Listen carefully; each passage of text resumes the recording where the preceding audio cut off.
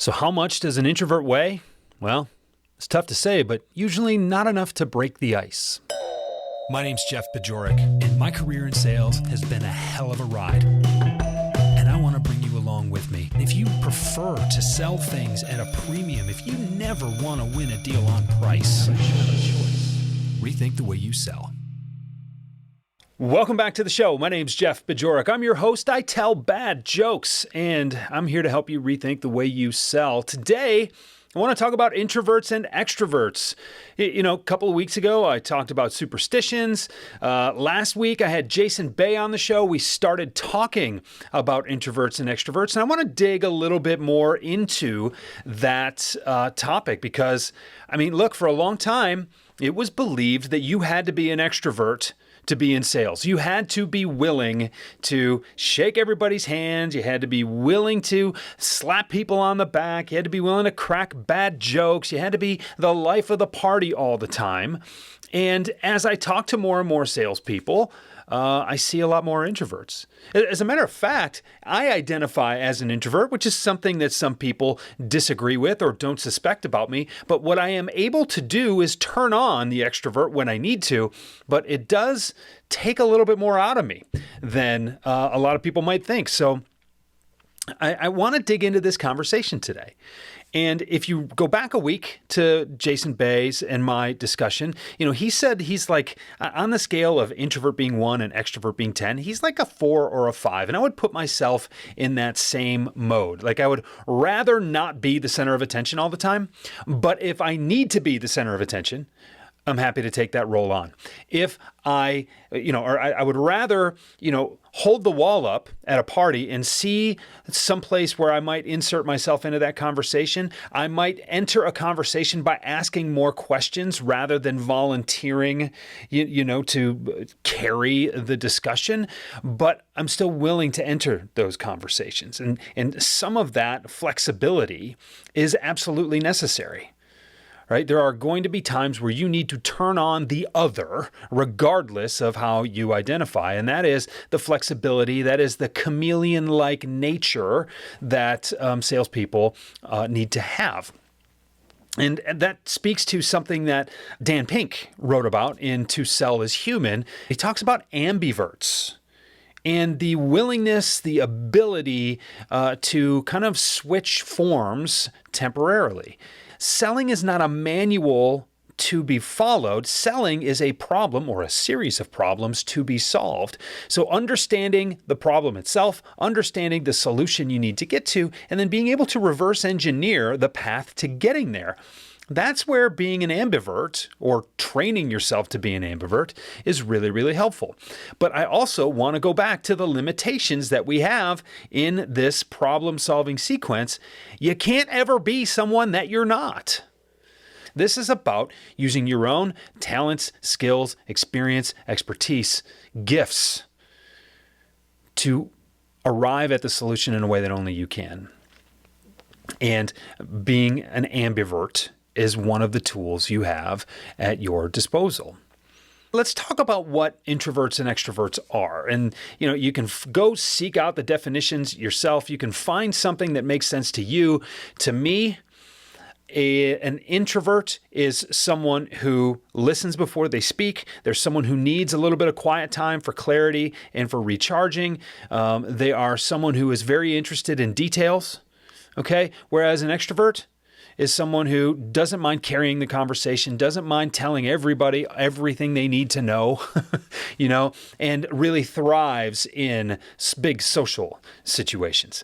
What makes an extrovert a great seller? Well, if you're willing to talk to anybody about anything at any time, there are obvious strengths there. In certain product or solution-oriented situations, that's going to bode very well for you. In a more transactional sale where you really need that volume to help, that's really, really important. Where you need to be outgoing and you need to plant some ideas in some people's heads by saying, hey, you really could benefit from a solution like this. Maybe sometimes you don't even know if the person you're talking to has that problem.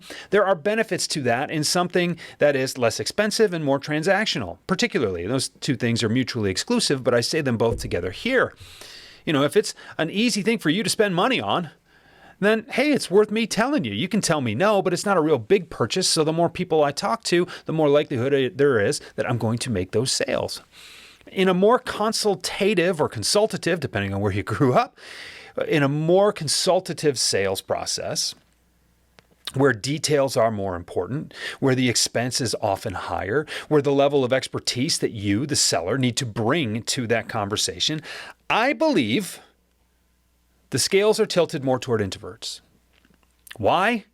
Because you need to give your prospect, the audience, you need to give them the opportunity, you need to put them in a place where they can tell you as many details as possible so that you can understand the problem as well as possible, so you can understand how to apply your expertise as well as possible, so you can come up with a unique solution to what their issue is.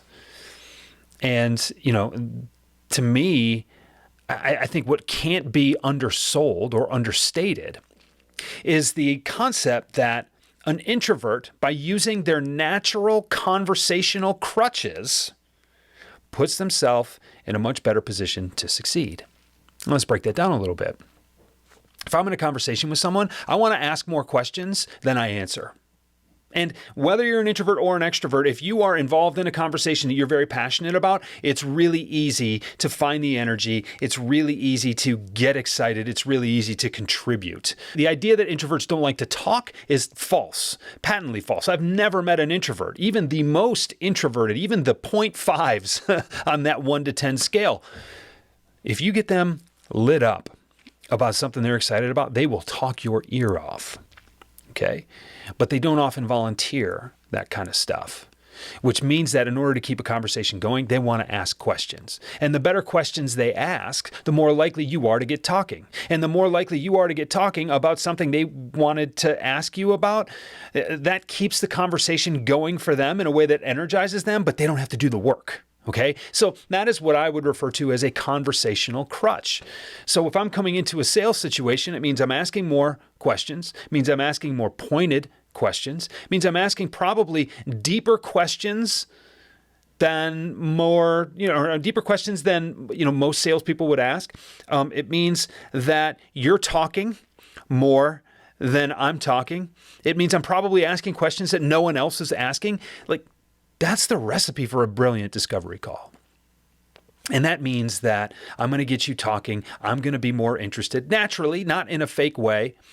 And now I've got you leaning into this conversation the same way I'm leaning into this conversation. We're making a connection at a level that most extroverts would not be able to pull off unless they really turned on that ambivert part of their nature and can get involved in it. It's not that selling consultatively as an extrovert is impossible. It happens every day, but you have to be willing, you have to be disciplined, you have to be interested enough to ask the great questions that get you great answers.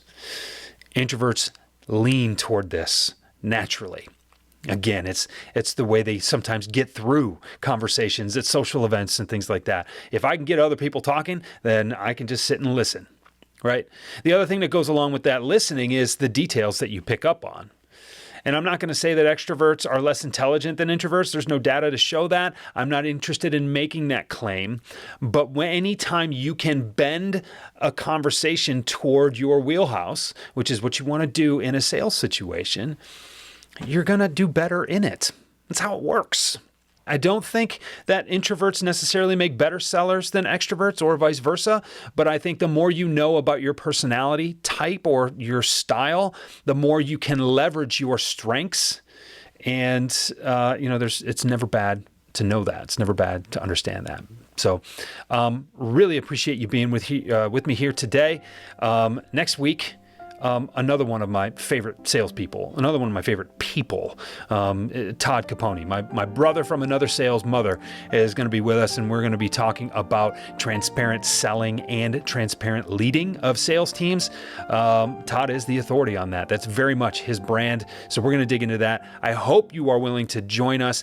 Thank you for spending your time with me. There are so many podcasts out there, so many sales podcasts out there. Thank you for spending just a few minutes with me. It does not go go unnoticed. It does not go unappreciated. And looking forward to talking to you again soon. Rethink the Way You Sell is a Pod About It production. It's mixed and edited by Doug Branson, with music by Blue Dot Sessions and Doug Branson. This podcast is masterminded by Jeff Bajorek.